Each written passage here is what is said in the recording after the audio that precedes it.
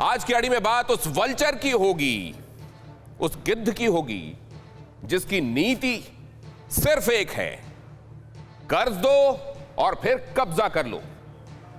तो क्या निशाना अगला पाकिस्तान पर होने वाला है? कहीं पाकिस्तान की कंगाली को भांपते हुए अब जिनपिंग नक्शे में पाकिस्तान पर उंगली तो नहीं रखने वाले? आखिर क्यों जिनपिंग ने शरीफ सरकार के सामने ऐसी डिमांड रख दी है जिसके लिए ना पाकिस्तान इनकार कर पाएगा और ना इसे कबूल कर सकता है?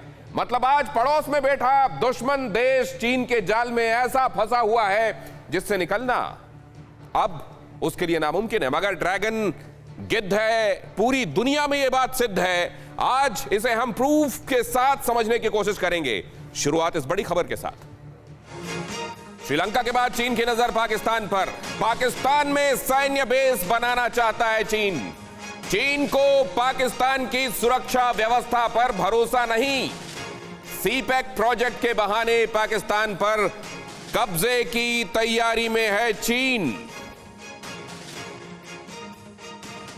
निवेश की सुरक्षा के लिए मिलिट्री आउटपोस्ट बनाना चाहता है यहां पर चीन। मतलब पहले कर्ज देकर यहां सीपेक के इंफ्रास्ट्रक्चर के लिए पाकिस्तान को जाहिर है आगे बढ़ाया और अब यह कह रहा है कि यहां इस इंफ्रास्ट्रक्चर समेत हमारे लोगों की सुरक्षा के लिए यहां हमको अपनी आर्मी तैनात करनी होगी। जाहिर है ये एक तरीके से पाकिस्तान को यह मैसेज देना है कि अब हमारी गुलामी कबूल करो और अपनी सरजमीन पर हमारी आर्मी को रहने दो। क्या पाकिस्तान इस बात को मान लेगा या ना मानने का कोई विकल्प बचा नहीं है पाकिस्तान के पास? जरा समझिए इस खबर को और बहुत अच्छे से और जल्दी से, और उसके बाद चलते हैं अपने एक्सपर्ट्स के पास, समझेंगे इस खबर को विस्तार से उनकी अनुभवी निगाहों से। सबसे पहले तो देखिए खबर है क्या असल में। पाकिस्तान में चीन ये देखिए अपनी सेना उतारना चाहता है।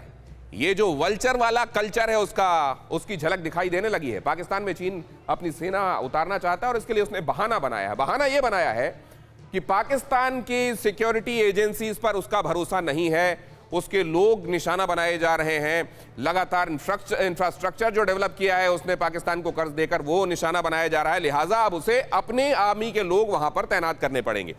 बहाना यह बनाकर कहा यह गया है कि चीन का करीब $60 अरब क्योंकि यहां निवेश के तौर पर लगा हुआ है, ये एक बड़ी धनराशि है और ये यहां पर इंफ्रास्ट्रक्चर डेवलपमेंट के लिए दिया गया। अब इसकी सुरक्षा जाहिर है हमारा कंसर्न है, पाकिस्तान वो पूरा कर नहीं पा रहा है, इसलिए हमारे लोग यहां पर तैनात होंगे। चीन का $60 अरब असल में सिर्फ उतना कंसर्न नहीं है चीन का, ये तो एक बहाना है। अब आगे देखिए, पाकिस्तान में सुरक्षा चौकियों के निर्माण की बात कही जा रही है। कहा जा रहा है कि यहां हम अपने आउटपोस्ट बनाएंगे। क्या पाकिस्तान इसके लिए हां बोलेगा? हां नहीं बोलेगा तो वो कटोरा कैसे फैला सकेगा फिर चीन के सामने? और अगर हां बोल दिया तो फिर तो हाथ भी नहीं रह जाएंगे कि वो कटोरा लेकर जा सके, फिर तो पूरा का पूरा गुलाम हो जाएगा। अब तक क्या हुआ?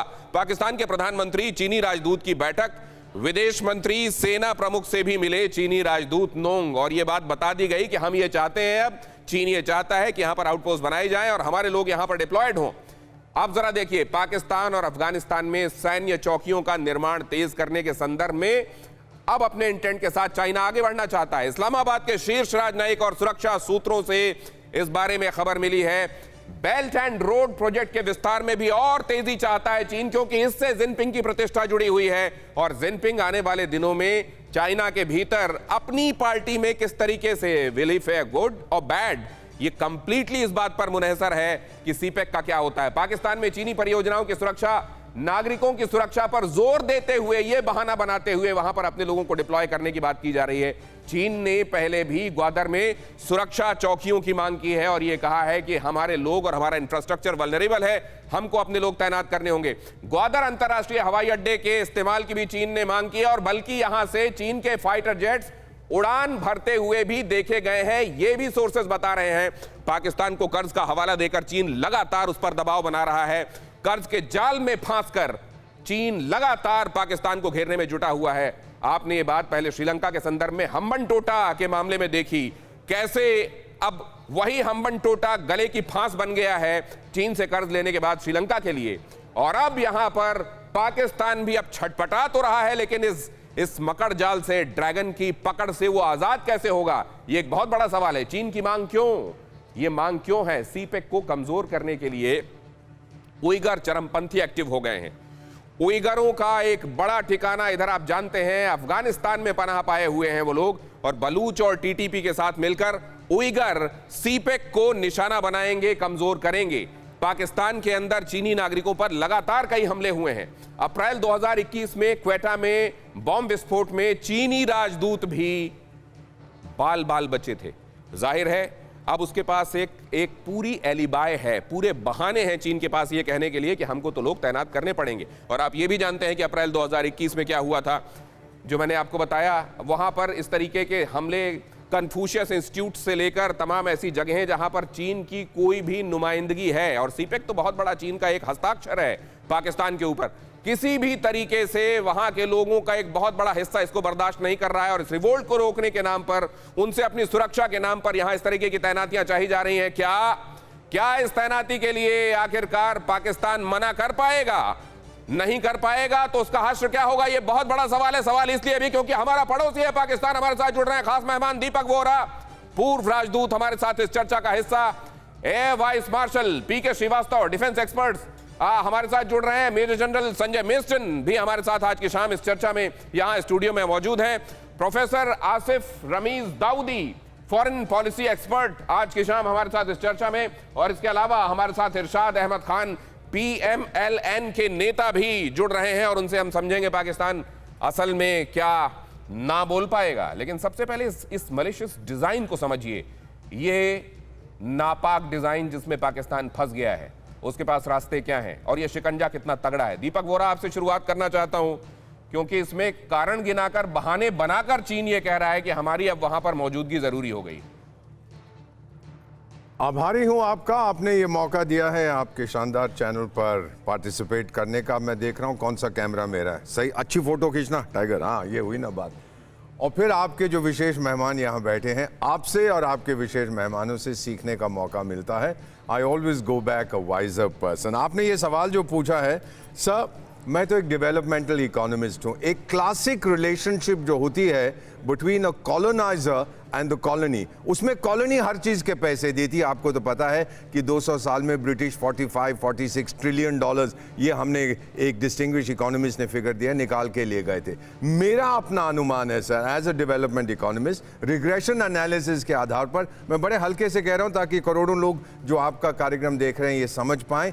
हमारा अनुमान है कि पिछले 20 साल में 30 बिलियन डॉलर की चपत लगाई है चाइना ने पाकिस्तान को। पाकिस्तान ने कुछ 1-2 डिवीजन खड़े किए हैं चीनी वर्कर को सिक्योरिटी देने के लिए, उसके पैसे कौन दे रहा है? पाकिस्तान। उनके जो डायमर, जो वहाँ जो डैम है वहाँ पे जो लोग मर गए थे, 30 या 35 मिलियन डॉलर उनको मुआवजा भी दिया। किसने मुआवजा दिया? पाकिस्तान ने। और जब चीनी वर्कर्स वहाँ पर जाके शराब पीना चाहते हैं या दोस्ती करना चाहते हैं लेडीज़ के साथ, तो वो निकल जाते हैं। वो शारिया की जो सिक्योरिटी है उनको रोकती है, उनको पीट देते हैं, पिट जाते हैं और वो कहते हैं भाई और मारो, हम तो कुछ कर नहीं सकते। सो फाइनली सर, एक एलिस इन वंडरलैंड दोबारा पढ़ लीजिए। बहुत इंपॉर्टेंट बात आपकी कही हुई बात अपने दर्शकों के लिए दोहरा दूं कि अगर आप ये समझ रहे हैं कि चीन ने कर्ज दिया और कर्ज के जाल में पाकिस्तान फंस गया, तो ऐसा नहीं है। असल में इसमें ज्यादा भुगतता वो देश है जिसको कॉलोनी बनाता है इस तरह का कोई बड़ा मुल्क, और यहां पाकिस्तान असल में बहुत बड़ी कीमत लगातार चुकाता जा रहा है। और यहां जब ये बात ये कही जा रही है दीपक सर की तरफ से, तभी वो रिसर्च कर रहे हैं और आपको ये बताने के लिए कि इससे जुड़े हुए डायमेंशन आपको बताएं। लेकिन जनरल मेस्टन, क्या ये बात पाकिस्तान रियलाइज करके अब कुछ कर भी सकता है? रास्ते हैं उसके पास? और दिनेश, पाकिस्तान मेरे को लगता है रियलाइज तो करता है कि अब वो एक चुंगल में फंस गया है, लेकिन अब करे क्या?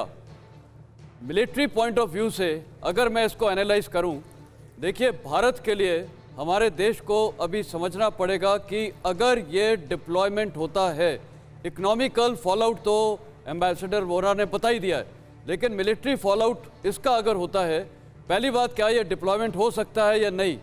मेरे को लगता है, देखिए 2010-11 के दौरान जब सीपेक बन रहा था और वहाँ प्रॉब्लम थी नॉर्थ, ये गिलगिस्तान के इलाके में, वहाँ पर रोड कुछ नेटवर्किंग में बहुत प्रॉब्लम थी। चाइनीज़ इंजीनियर की एक ब्रिगेड आई थी, उनकी आर्मी इंजीनियर्स ब्रिगेड आई थी, और वो वहाँ फिजिकली डिप्लॉयड थे।